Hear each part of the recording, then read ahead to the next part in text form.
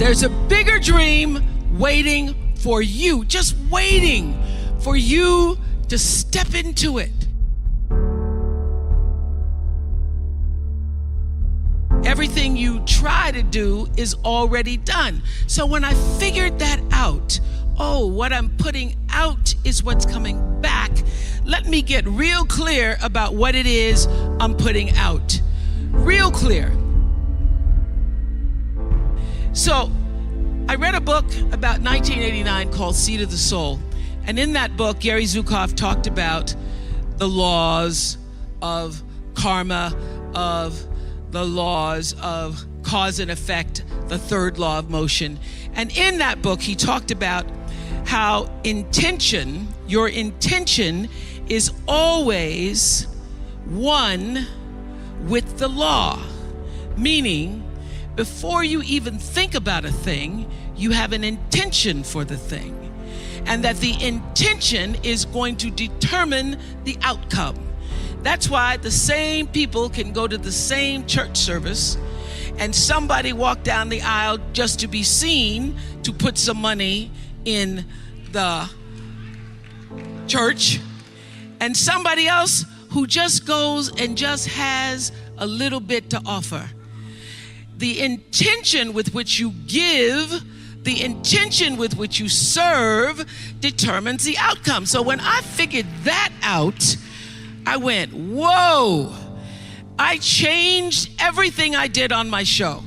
I called in the producers and I said, from this day forward, I will no longer be speaking to the KKK. I will no longer be speaking to people who are fighting each other in a way that it is damaging to the character of myself and other people who watch. From this day forward, I am only going to do intentional television. So it is my intention to fulfill the dream of the Creator. It is my intention to live to the highest calling and be pressed to the mark of the highest calling that I have come to do. And when you can ask the Creator, ask that which made you you, what is your dream for me? I guarantee you, instead of you trying to define the dream, what is your dream for me? If you're able to lean into the dream that the universe and all the forces of light and love and power and grace by all the names that we call God has for you, nobody can touch you. Every single day, I would have a pre-show meeting and have the producers come in and state to me, what is your intention? How do we want to use whoever is on this show, whatever is happening on this show, to serve the audience in a way that fulfills the mission of uplifting, enlightening, encouraging, as well as entertaining. And if it doesn't do that, then I can't do it. There's a bigger dream waiting for you, just waiting for you to step into it. To step into it. Your life is big. Your life is huge. And we spend so much time wanting to be in somebody else's life.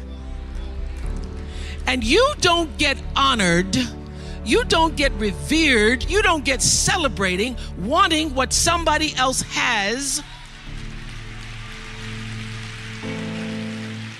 because that which created you, divine intelligence that dreamed you from before your ancestors ever knew they would become your ancestors, that which dreamed the seed of you, wants you to know how special, how wondrous, how mysterious, how complex, how glorious, how phenomenal you are. And you get no credit messing in somebody else's territory or trying to have power over something you have no control. Another one of my favorite teachings is The Wizard of Oz. When the Wicked Witch of the West says, go away from here because you don't have any power here, you have no power in any territory other than your own. Oh, but you are the master of that. You get to be the master of your own fate.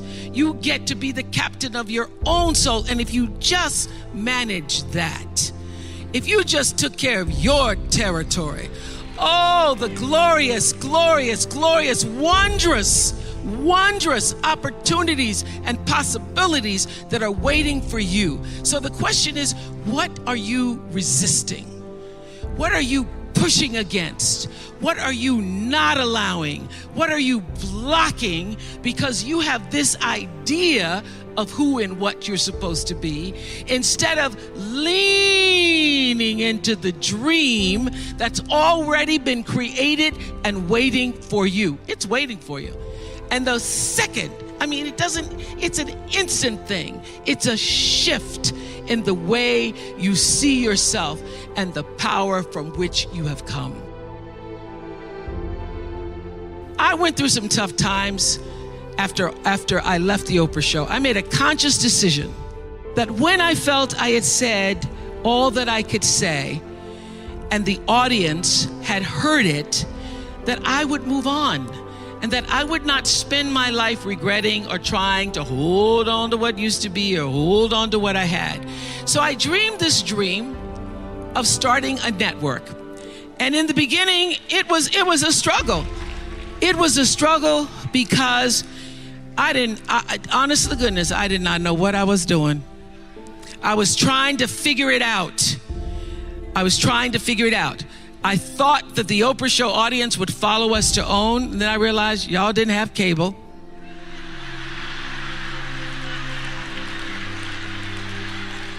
And if you had cable, you did not have the OWN package. So it took me a minute. And unlike most people who you get to have your mistakes in private, something doesn't go right in your life, you get to sulk about it in private. If I make a mistake, it's on the CNN crawl or the CNN news. So when I was in the climb and there were so many wonderful owners, I see Churl Action Jackson here. There were so many wonderful owners, people who said, oh, we're going to stand with you. We're going to stand by you. Thank you, Roland Martin. There were so many people who said, listen, we believe that this can happen.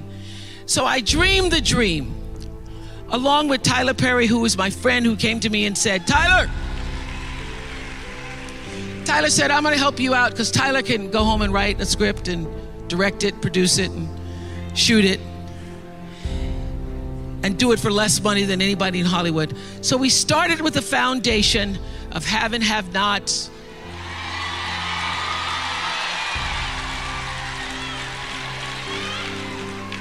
If loving you is wrong, love thy neighbor, Mama Hattie.